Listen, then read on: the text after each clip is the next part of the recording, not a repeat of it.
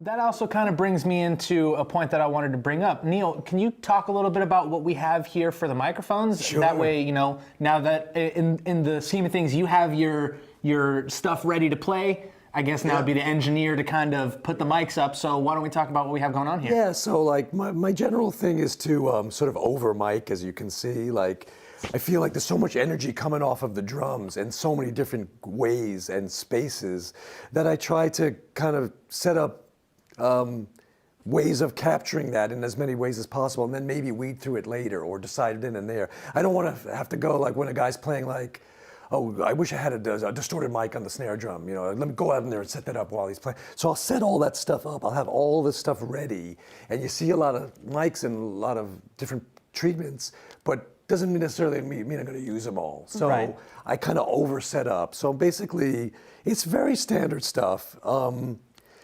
57 on the snare. There's also a small mic on the snare called a Countryman EM101. It's taped to the rim of the snare. That's cool. I like that. Yeah, I don't know if That's you could neat. see that. Yeah. So back in the 80s, I started doing that because I wanted to gate the snare drum, and I could never gate it without it like chattering if the guy was playing like inner beats and stuff. So I put that mic on the side of the stand, just use that to trigger the gate on the side. That's cool. Actually listen to it. It actually sounds really cool. It sounds like an anvil. It actually sounds very much like Kenny's sound. It's very like gank, gank. It's got a real ring to it. So I record that separately, and I try to line them up, sort of get the phase right. I'll talk about phase in a minute. I have a snare, under snare mic, which is a 57 at the moment. Not critical what that mic is.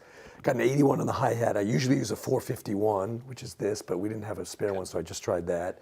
451's overhead. I tend to like small capsule condenser mics on overheads. I do not use overhead mics to get the whole kit. I don't want to hear big toms and stuff in the overhead mics. I want to hear cymbals. I want to hear the upper frequencies in these microphones. Do you have a set of microphones in place to capture that sound?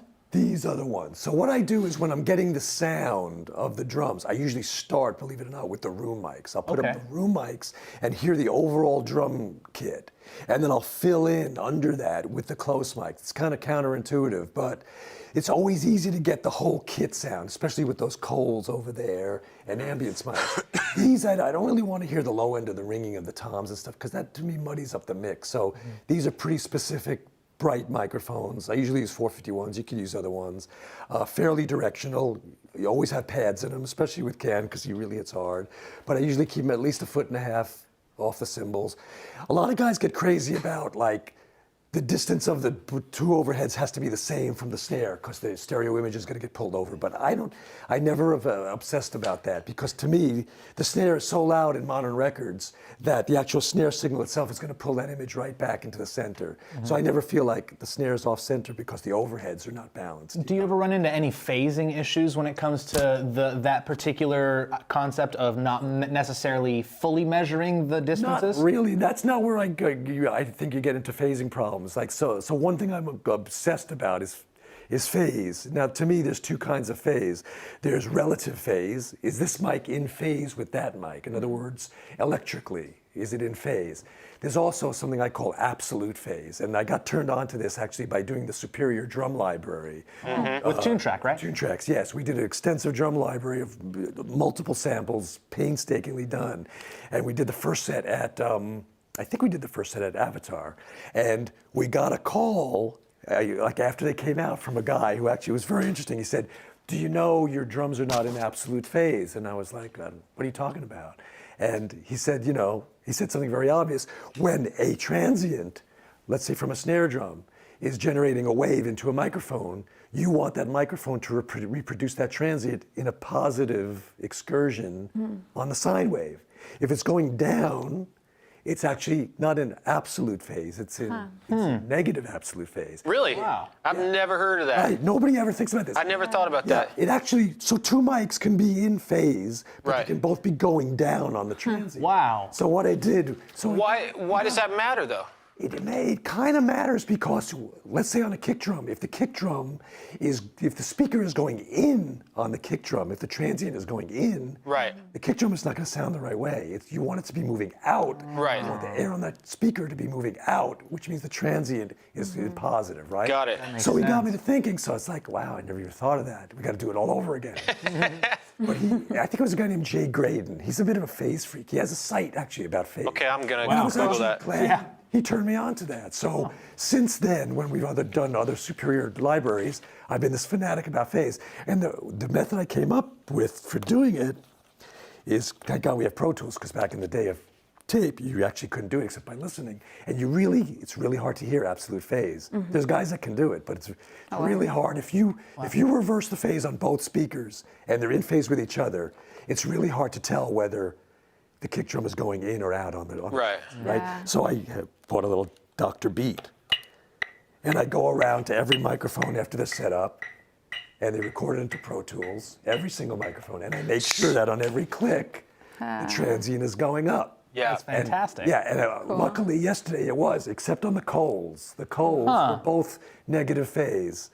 I don't know if it's because they're English wiring or what. Now with an ambience mic, it probably doesn't really matter, but I became obsessed with the absolute phase. That's really cool. Yeah. I think I'm in trouble now. I think I'm like, Well, you gotta I'm in check for it. some reading now. It makes a difference. It Yeah. actually will sound different collectively. And then, of course, there's always the relative phase thing, which is like, okay, there's a mic on the top of the tom-tom, and there's a mic underneath the tom-tom. So you would think, sort of, that the drum head on the top, when it's going away from the microphone on top, it's going Away. out of phase with the mic on the bottom because they're pointed at each other, right? Usually that's true. You got to check it. 99% of the time with me, it is true. But it turns out that a tom-tom doesn't really generate sound that way. Sound waves are three-dimensional. They're like almost like spheres. So the sound is kind of random. I would just say, just as a point of reference, that usually the bottom mic is out of phase with the top mic, but check it, you know? So I reverse the phase on the bottoms. I do what I call the three-finger rule on these tom mics. I make 3 fingers from the head, 2 fingers on the bottom mic. Okay. It's a bad pun. It's like my rule of thumb. Okay.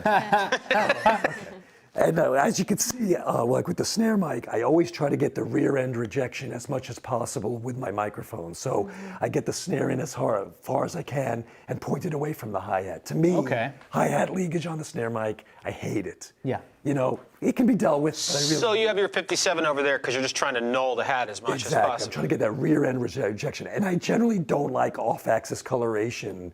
Like if you put a mic at an angle, Right. that can sound really cool, but generally you're getting phase distortion. Okay. So I like the diaphragm to be hearing that sound wave coming straight. So I mic things straight on. A lot of guys will mic, I can move this, a lot of guys will mic symbols like this, or in the middle pointing this way. Right. But I like it straight on. I think you get a truer sound. That's just my own preface. I should preface this by saying, this is just my view of the world. Right. There's a million ways to do this. Right. In fact, I could even do this whole drum setup a completely different way, you know. Now, you mentioned you could do the drum set a completely different way. Do you ever find yourself miking using XY or ORTF overhead patterns? I don't like that as much because it makes it more mono for me. Okay. I came up in the old days when we actually cut vinyl, right? So the guy that taught me after Eddie Kramer was Tony Bon Jovi, who built Power Station. And he said, try to get your overheads as far away from the center as possible because it'll give you the stereo image wider in the record. And that's how I learned, and that's how I still do it. So I try to keep it separate. When I do the XY in the middle or ORTF, I find that it makes the kit more mono. Okay. And I really like it as wide as possible. And I want to make it mono. I'll make it mono in the mix, you know. Right. So I like the spread. If in a perfect world, I would also have a mic on the ride here because it's pretty low. But you know, for this, it's fine. I've actually taken to using these Josephson mics on toms lately. These, I think they're called ES22. E22. 22s. They're awesome. They're awesome because they're small, they're really directional, and they sound amazing. They can take a lot of level. These can get in the way, you know. So one thing when setting up drums is always got to be conscious of getting in Kenny's way, right? So, you know, if you set up, you just got to make sure the drummer feels completely comfortable once the mics are set up, that he's not going to not only hit him, but not only be thinking about hitting him. Right. So this, you have to make sure that nothing's going to hit if he smashes his cymbal. It's just missing these wires. It actually might even be touching a little bit. With the kick drum, I generally try to get the inside mic. I put my hand in while the kick drum is being played, and I kind of feel where the front edge of the wave is. And I try to go just past that. I found in the past that if you get the mic at a certain point in the wave, you'll get a lot of level on the meter, but no sound. Like a VU meter will peg, but there'll be no sound there. And if you just move it a little bit back out of that wave, you'll get sound. And you do that with your hand? I do it Like with my using the hand. force? I actually put my hand in there, feel it, I use the force. Yeah, you just get in there And I kind of feel where the wave ends, and I put the mic there. Okay. To let the whole bass waveform develop fully, Exactly, right? exactly. Because you get like a lot of wind. It won't sound like wind, but the meter will peg, but it's like this, I don't hear. Now I'm noticing that the sub kick that you also have Yes. on the kick drum is placed relatively close to Yes. your kick out. Is that for the same reason? Well, yeah, I mean, yeah. You mean physically close or close to the head? I mean close to the head. Yeah, I Close would in relation actually- to the source. Yeah, I used to try to get these two mics lined up, but I found that never really worked. I think the closer to the skin this is, the better. And this, you want it a little away a little bit for some bloom. Are there any? Have you found any like phase issues with that sort Not of really. configuration? This is such a low end thing. It's very hard to hear. It's just so, so you don't really hear typical phase things with that, And I'll tell you what I do later, which is the purists in the audience are going to not dig at all, but I do something with that later. So I reverse the phase of these guys. I often reverse the phase of the kick mics, actually. All of them? Yeah, very often I find that the energy from the kick drum is out of phase acoustically with the energy of the overheads. That's something a lot of people don't check when they're getting drum sounds. Check that. Very often, it'll make a huge difference. I won't say which is right and which is wrong. It kind of depends. Like one will be often more sort of pillowy sounding, and one will be a lot harder and more knocky sounding. Which do you prefer? I always go for I call it like the basketball on the wooden floor sound. Yeah, That's yeah. where I start. Punchy, bouncy, not too pillowy, but kind of scooped. Right. This mic I'm using, which is this new AKG DVR12. The new. Yeah, it's supposed to be a reissue of the D12, but it's not. It's not really, right? No, it's very modern sound. Yeah, It's yeah. actually good for what this kit is, but it's not right for everything. It's very scooped. It's bright. You'll hear it in there. But it can take a pounding. It's great for certain things, but Right. I would change kick drum mics at Beta 52, Beyer 88, D12, RE20. There's a million, and they all sound quite different. You know. And you choose it based on what you're going for, right? Yes, very much so. Very much so. I like a snappy kick drum. I don't like them too dark. I like a lot of 3K and 10K on it for that snap, because I find that when the music's playing, that disappears. That's Quickly. the first thing to go. So adding that or having that there really Yes. helps it kind of cut Yes, through and and I generally- keep the song pushing forward. Exactly. And I try to EQ the drums so they're going to be the way they ultimately are. A lot of guys cut drums flat. I never do. I find you got to EQ. You said 10K on the kick, because I just have to stop you on it, because I actually I like that up there. No, I like that up there, but I find a lot of dudes are like, yeah, forget that. But there's some stuff there, right? Yes. Yeah. I mean, there is stuff there. It's like harmonics, but it gives you some air and some sound. Yeah. I've actually put like PZMs in front of the kick drum taped to the floor, and all they give you is that bright air, and you just mix them in, and it's like gives you like a gloss, but it's not really a kick drum sound. Yeah. Cool. One thing about the relative phase thing, though, is often like if the kick drum is really hard sounding, sometimes I'll actually reverse the phase of the other mic and use that to scoop out the hardness. So you have Kind of tuck that back up. mix it back in until it nulls that 200 cycle thing. Yeah. And print it that way. Wow. So it's technically out of phase, but it's giving you that scoopy pillow sound. You're using the phase You're using inconsistency something to your technically advantage. incorrect. To EQ it, kind of. Wow. It's all about what you're going to wind up with, right? Yeah. So it's not really, there's no really right and wrong in any of it. Right? So something that I'm fascinated by is how these condenser microphones are placed in the room. Yeah. Why are they so high? Well, I'm trying to get the air from the drums coming off. I mean, they don't have to be that high. If this was a very cymbal-heavy room, I would probably make them lower. Okay. And maybe even put them behind gobos, It's something we used to do at Power Station. Block the direct. Yeah, exactly. Sometimes we used to like put the mics, a small gobo 20 feet away with a microphone behind it. And then you're just getting all the reflections, which the top end is kind of absorbed out of at that point. So it's more like a reverb. Because the cymbals at Power Station could be very dominating if the drummer smashed them, Right. So I also noticed they're you're probably, I don't want to interrupt you if you're about to say all it. good. They're turned around. Yeah, they're turned around. Yeah. So this is what I generally do. They're in cardioid facing away. Oh, wow. So they're getting the reflection off the wall, absorb some of the top end, get some of the top end off of them. If you want it, and make it a sort of a longer room, right? But if you want a more natural sound, you can either put them in omni or turn them around. Facing the drums. The coals are facing the drums. Those are figure eights, so they're highly processed. You'll hear it in the control room. They're getting stuff off the back wall, plus off the drums, and they're very thick sounding.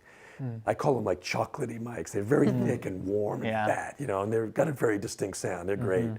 How do you pick the distance on those? Just kind of Whatever? guesstimating. Yeah, like- usually something like 10, 15 feet away, waist high. Waist high, yeah. Yeah, the far ones, as far as away as I can get them, will still sound okay. And then I got a Bronner and a 57. I'm not sure if we're still recording the 57. We might be. And that's just because I stumbled upon that because like when you're doing a band, you always have a talkback mic for the band to talk to you. And a couple of times I actually accidentally left it up while the band was playing. And it was like the greatest sounding mic in the room. It was like, it figures the mic I spend the least time on, and the cheapest mic is the best sounding one on the drums. So I took to putting one up on the drums. And it's got through a distressor being hammered. There's also, besides that little EM101 on the snare, there's a bullet mic, which is a crystal mic on the floor. That's the Shure It's a green short bullet? Green bullet. It's a crystal mic. It's meant basically for harmonica intuition. Okay.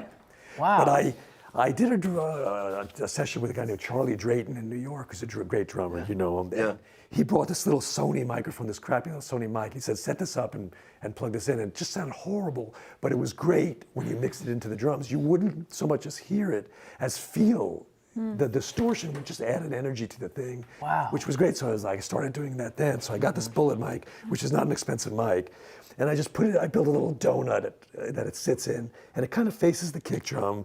I add a ton of bottom because there's no bottom on the mic, and it's through a distressor, and I call it like instant loop. Like if you wanted to make Kenny's drum performance into a loop, you could just take that microphone and it sounds like it would capture the whole kit. Yeah, you'll hear it. It's lo-fi, it's crunchy, it's distorted, but it's cool, and it adds energy when you tuck it in. Okay. And so I do that on every recording I do.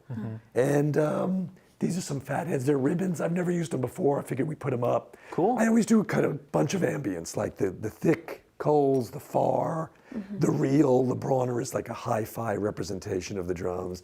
And then this is just something if we need it. They're kind of dark, which might be good. I don't know. Is the Bronner in cardioid? It's in cardioid. Often I put it in Omni. Okay. Yeah. I just Do you happen to know what model of microphone that Bronner It's is? the VMA. It's got Okay. these two circuits. You can have like a mid-range boost capsule and a flat capsule. Wow, that's awesome. It's it's a little bit of a clinical sounding microphone. Some people think it's cold, but it's very sort of accurate. So, like, it would be great on a jazz record. Yeah, you know, I'm like sure. in the room or something like that. I'd love to try something like Yeah, that. I also noticed you have some outboard processing here I in the got- room. Yeah, these crazy boxes. A friend of mine, actually, I wonder if you know him. Do you know a guy named Jack Trowbridge? He built stuff that John Cougar used on the first couple of records. What was his name again? Trowbridge. He lives in Ohio, and that's how I met him. Yeah. John Mellencamp came to a studio in New York and brought these things in and left them. And I was in that night doing a session. I was like, what are those things? And the guy said, they're amazing. You got to try them.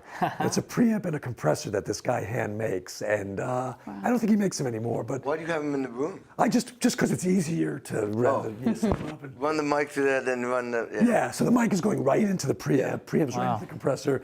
Compressor's going line into Pro Tools. And what mics are going through those compressors? Just that Bronner, that big silver Just one. the there. big one. Yeah, yeah. And it's got like billions of dB of headroom. It's got amazing amount of headroom.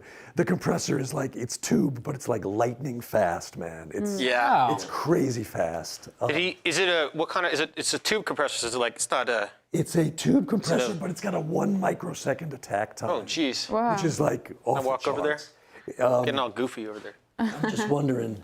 Excited. I'm just wondering something. Oh yeah, it's all good. So it's and the guy he's a nut. I don't know if he's watching this, but he's a nut. He puts tubes in there that don't do anything. So if anybody tries to steal his design. That's smart. That's smart. He used to put nail polish on the screws because you could see if anybody opened it up. Oh my what was in it. Oh my goodness. He's a genius, Mars head. I'm sure it makes it really heavy though, all that extra stuff. Wait a minute. Russian military tubes. He told me the Oh last. wow. So he literally put tubes in there that don't do Don't do anything. anything. just to throw people off. That's hilarious. He said he would go through 150 tubes to get one that sounded right. He's Hey. a fanatic, complete Yeah. fanatic, you know? Do you Yeah. live there and doing He it? lives in Ohio. does? That's awesome. I'm Yeah. sorry. That's the coolest thing I've ever heard. Pretty cool. It's pretty funny, is He's a what it very is. interesting Yeah, guy. yeah. I could tell you more, but I won't. You might not like it. Put that in my book. Yeah, exactly. We had some questions in the chat about your policies in terms of when and how and why you put compression before tracking, before it goes to Pro Tools. Well, I like to try to go for the sound as I want it to be ultimately. I don't wait till the mix. I'm always mixing when I'm tracking, so I want to get a pretty close representation of what I'm going for at that time. So some things I won't compress much. Some of these things are not that compressed. Some of them I'll squash, like really hammer them. Like the Coles are seriously hammered, as is the bullet mic and the 57s through a distressor. So it's just a matter of wanting to hear that to help figure out what the energy of the tune is supposed to be. You know, this is all about energy and capturing that. So I want to get that balance of where the energy is supposed to be. Is it supposed to be tough? Is it supposed to be nice? Is it supposed to be gentle? Is it supposed to be gritty? And so I set these things up so I have those options of playing that with that while I track. Cool. Yeah. Awesome. Yeah.